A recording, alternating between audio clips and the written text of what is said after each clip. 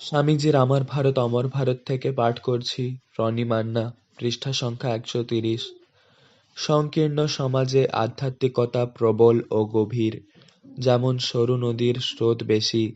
উদার সমাজে একদিকে দৃষ্টিভঙ্গির প্রসারতা থাকলেও অন্যদিকে তুলনামূলকভাবে আধ্যাত্মিকতার গভীরতা ও প্রবলতা কম হতে দেখা যায়। কিন্তু শ্রীরামকৃষ্ণের জীবন ইতিহাসের এই নিয়মের ব্যতিক্রম।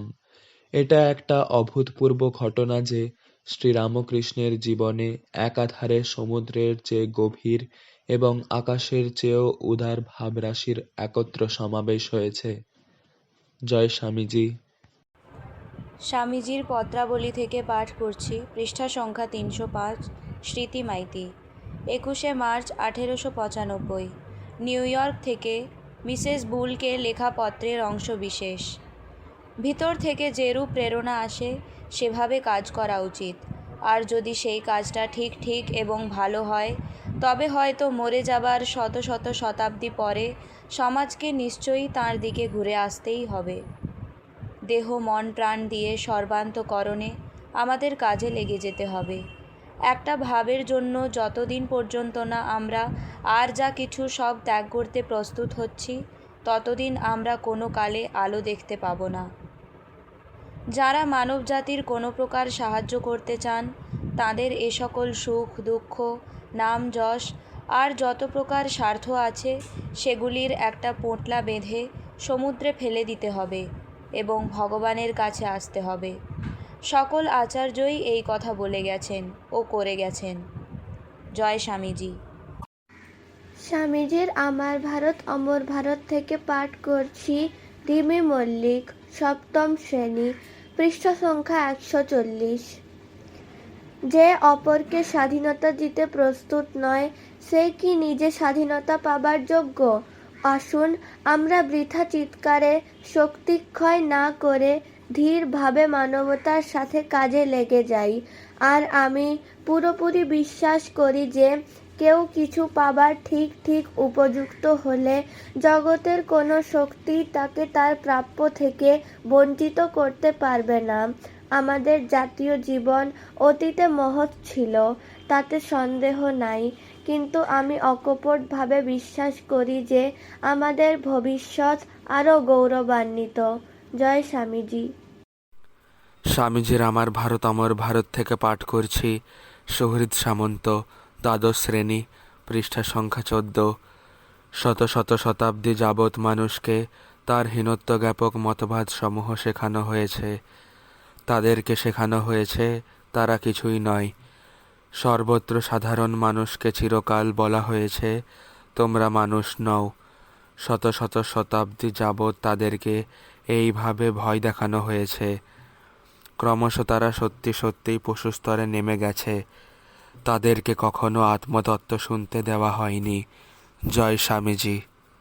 স্বামীজির আমার ভারত অমর ভারত থেকে পাঠ করছি। সমিকা দাস, দশম শ্রেণী, পৃষ্ঠা সংখ্যা 84।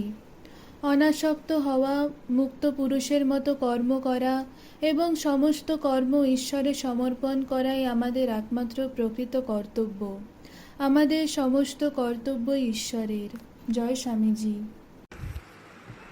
স্বামীজির আমার ভারত অমর ভারত থেকে পাঠ করছি।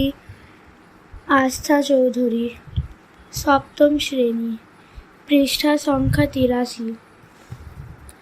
ভক্তি পথের একটা বিরাট সুবিধে হলো এইটি সেই পরম লক্ষ্যে পৌঁছনোর সবচেয়ে সহজ এবং স্বাভাবিক পথ।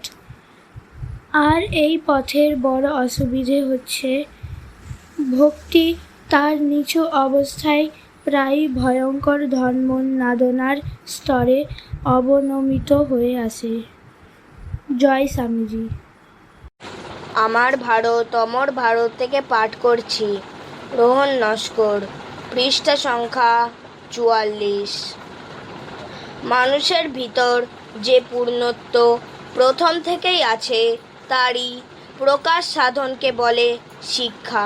সুতরাং উপদেষ্টার কর্তব্য কেবল পথ থেকে বাধা বিঘ্নগুলো সরিয়ে দেওয়া। জয় স্বামীজি।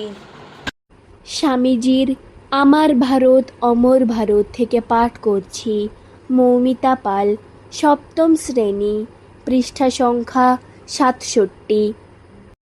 মেয়ে মদ্য দুই চাই, আত্মাতে মেয়ে পুরুষের ভেদ নেই। হাজার হাজার পুরুষ চাই, স্ত্রী চাই, যারা আগুনের মতো হিমাচল থেকে কন্যাকুমারী, উত্তর মেরু থেকে দক্ষিণ মেরু দুনিয়াময় ছড়িয়ে পড়বে। ছেলে খেলার কাজ নেই, ছেলে খেলার সময় নেই। যারা ছেলে খেলা করতে চায় তফাৎ হও এই বেলা, নইলে মহা আপদ তাদের। অর্গানাইজেশন, সংঘ চাই, কুড়েমি দূর করে দাও। ছড়াও ছড়াও, আগুনের মতো যাও সব জায়গায়, তোমরা ছড়াও ছড়াও। জয় স্বামীজি। স্বামীজির আমার ভারত অমর ভারত থেকে পাঠ করছি নিষ্ঠা চৌধুরী, ষষ্ঠ শ্রেণী, পৃষ্ঠা সংখ্যা 10। আমার মনে হয় দেশের জনসাধারণকে অবহেলা করাই আমাদের প্রবল জাতীয় পাপ এবং তাই আমাদের অবনতির অন্যতম কারণ। জয় স্বামীজি।